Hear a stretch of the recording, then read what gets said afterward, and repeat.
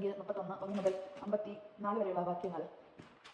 മിദ്യാനെ നശിപ്പിക്കുന്നു. കർത്താവ് മോശയോട് അരുളിച്ചെയ്തു, ഇസ്രായേൽ ജനത്തിന് വേണ്ടി മിദ്യാൻകാരോട് പ്രതികാരം ചെയ്യുക. അതിനുശേഷം നീ നിന്റെ പിതാക്കന്മാരോട് ചെയ്യും. മോശെ ജനത്തോട് പറഞ്ഞു, മിദ്യാൻകാരുടെ മേൽ കർത്താവിന്റെ പ്രതികാരം നടത്താൻ അവർക്കെതിരെ പുറപ്പെടുന്നതിന് നിങ്ങൾ യോദ്ധാക്കളെ ഒരുക്കുവിൻ. ഇസ്രായേലിലെ ഓരോ ഗോത്രത്തിൽ നിന്നും 1000 പേരെ വീതം യുദ്ധത്തിന് അയക്കണം. അങ്ങനെ ഇസ്രായേലിലെ സഹസ്രങ്ങളിൽ നിന്ന് ഓരോ ഗോത്രത്തിൽ നിന്ന് 1000 പേർ വീതം 10,000 പേർ യുദ്ധത്തിന് വേർതിരിച്ചു. മോശെ ഓരോ ഗോത്രത്തിൽ നിന്ന് 1000 പേർ വീതമുള്ളവരെ പുരോഹിതന്മാരായ എലിയാസറിന്റെ മകൻ ഫിനെഹാസിനോടൊപ്പം യുദ്ധത്തിന് അയച്ചു. ഫിനെഹാസ് വിശുദ്ധ മന്ദിരത്തിലെ ഉപകരണങ്ങളും സൂചന കാഹളങ്ങളും വഹിച്ചിരുന്നു. കർത്താവ് മോശയോട് കൽപ്പിച്ചതുപോലെ അവൻ മിദ്യാൻകാരോട് യുദ്ധം ചെയ്ത പുരുഷന്മാരെ എല്ലാം കൊന്നടക്കി.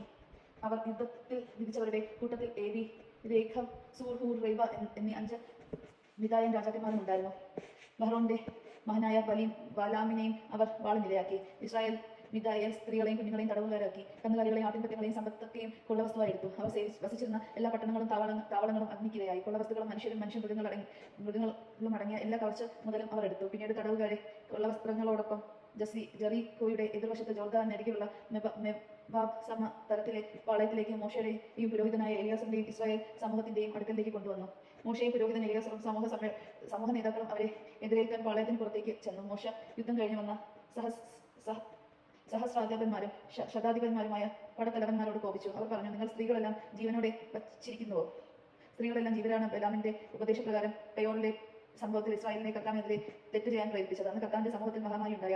അതിനാൽ സകല ആൺകുഞ്ഞുങ്ങളെയും പുരുഷനെ അറിഞ്ഞ സ്ത്രീകളെയും വധിക്കുക. എന്നാൽ പുരുഷനെ അറിഞ്ഞിട്ടില്ലാത്ത പെൺകുട്ടികളെ നിങ്ങൾക്ക് ജീവനോടെ സൂക്ഷിച്ചുകൊള്ളാം. നിങ്ങൾ 7 ദിവസം പാളയത്തിന് പുറത്ത് താമസിക്കണം. ആരെങ്കിലും കൊന്നവനും കൊല്ലപ്പെട്ട ആരെങ്കിലും തൊട്ടവനും ആയ നിങ്ങളുള്ളവരെല്ലാം 3 ദിവസവും 7 ദിവസവും തങ്ങളുടെ തടവുകാരെയും ശുദ്ധീകരിക്കണം. വസ്ത്രങ്ങളും തോൽ, കോലാട്ടും രോമം, തടി കൊണ്ട് നിർമ്മിച്ച സകല വസ്തുക്കളും ശുദ്ധീകരിക്കണം. പുരോഹിതനായ എലിയാസർ യുദ്ധത്തിന് പോയിരുന്ന യോദ്ധാക്കളോട് പറഞ്ഞു, കർത്താവ് മോശയോട് കൽപ്പിച്ച നിയമം ഇതാണ്. സ്വർണ്ണം, വെള്ളി, ഓട്, ഇരുമ്പ്, തരകം, ഈയം മുതലായ തീയിൽ നശിച്ചു പോകാതെ സമാധാനമൊക്കെയും അഗ്നിശുദ്ധി വരുത്തണം. പിന്നീട് ശുദ്ധീകരണ ജലം കൊണ്ട് ശുദ്ധീകരിക്കണം.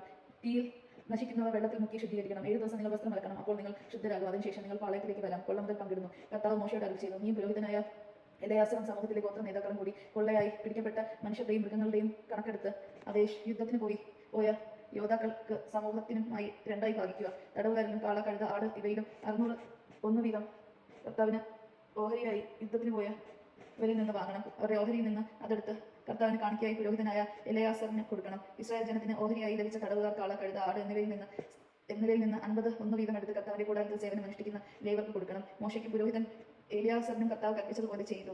യോദ്ധാക്കൾ കൈവശപ്പെടുത്തിയ കൊള്ള മുതൽ അവശേഷിക്കുന്നവ ഇവയാണ്: 6,76,000 ആടുകൾ, 76,000 കാളകൾ, 61,000 കഴുതകൾ, പുരുഷനെ അറിയാത്ത 30,000 സ്ത്രീകൾ. യുദ്ധത്തിന് പോയവരുടെ ഓഹരിയായ പകുതിയിൽ 3,37,500 ആടുകൾ ഉണ്ടായിരുന്നു. അതിൽ കർത്താവിന്റെ ഓഹരി 615. കാളകൾ 36,000. അതിൽ കർത്താവിന്റെ ഓഹരി 72. കഴുതകൾ 31,500. അതിൽ കർത്താവിന്റെ ഓഹരി 61. തടവുകാർ 16,000. അതിൽ കർത്താവിന്റെ ഓഹരി 32. കർത്താവ് കൽപ്പിച്ചതുപോലെ അവിടത്തേക്ക് കാഴ്ച സമർപ്പിക്കുവാനുള്ള ഓഹരി മോശ പുരോഹിതനായ എലിയാസറിന് കൊടുത്തു. യുദ്ധത്തിന് പോയവരുടെ ഓഹരിയിൽ പെടാതെ ഇസ്രായേൽ ജനത്തിനുള്ള ഓഹരിയായി മോശ മാറ്റിവെച്ച പകുതിയിൽ 3,37,500 ആടുകളും 36,000 കാളകളും 30,500 കഴുതകളും 10,000 തടവുകാരും ഉണ്ടായിരുന്നു. ഇസ്രായേൽ ജനത്തിനുള്ള ഓഹരിയിൽ നിന്ന് തടവുകാരെയും മൃഗങ്ങളെയും 51 വീതം കർത്താവ് കൽപ്പിച്ചതുപോലെ മോശ അവിടുത്തെ കൂടാരത്തിൽ സേവനം അനുഷ്ഠിക്കുന്ന ലേവർക്ക് കൊടുത്തു. പിന്നീട് സഹസ്രങ്ങളുടെ നായകന്മാരായി തീർന്ന സഹസ്രാധിപന്മാരും ശതാധിപന്മാരും മോശയുടെ അടുക്കൽ വന്നു. അവർ അവനോട് പറഞ്ഞു, നിന്റെ ദാസരായ ഞങ്ങളുടെ കീഴിലുള്ള യോദ്ധാക്കളെ എണ്ണി നോക്കി. ഒരാളും നഷ്ടപ്പെട്ടിട്ടില്ല. ഓരോരുത്തർക്കും കിട്ടിയ സ്വർണ്ണം കൊണ്ടുള്ള തോൾവള, കൈവള, മുദ്രമോതിരം, കർണാഭരണം, മാല എന്നിവ പാപപരിഹാരത്തിന് കർത്താവിന് കാഴ്ചയായി കൊണ്ടുവന്നിരിക്കുന്നു. മോശയും പുരോഹിതൻ എലിയാസറും അവിടെ നിന്ന് സ്വർണ്ണാഭരണങ്ങൾ സ്വീകരിച്ച് സഹനാധിപന്മാരും ശതാധിപന്മാരും കർത്താവിന് കാഴ്ച സമർപ്പിച്ച സ്വർണ്ണമാകെ 10,780 ഷെക്കൽ ഉണ്ടായിരുന്നു. യോദ്ധാക്കൾ ഓരോരുത്തരും അവർക്ക് വേണ്ടി കൊള്ള മുതൽ എടുത്തിരുന്നു.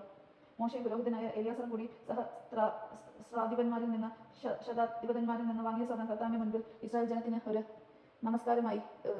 ഒരു സ്മാരകമായി സമാപന കൂടാരത്തിലേക്ക് കൊണ്ടുപോയി. ദൈവജനമാണ് നാം കേട്ടത്. നമുക്ക് ദൈവത്തെ സ്തുതിക്കാം. ക്രിസ്തുവിനെ സ്തുതി.